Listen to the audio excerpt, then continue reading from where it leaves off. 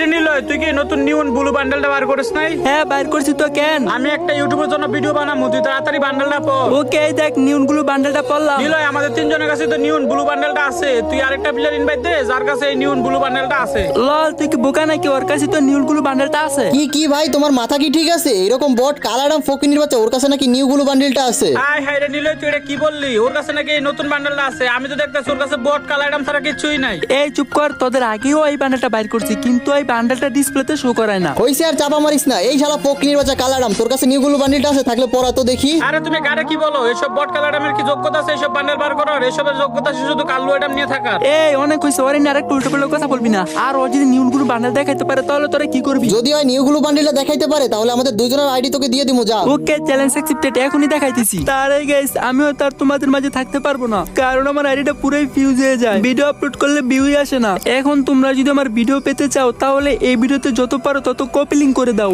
আর তোমাদের copy link ID আনফিস না হলে এটা আমার টিকটকের last video. Adam show your start.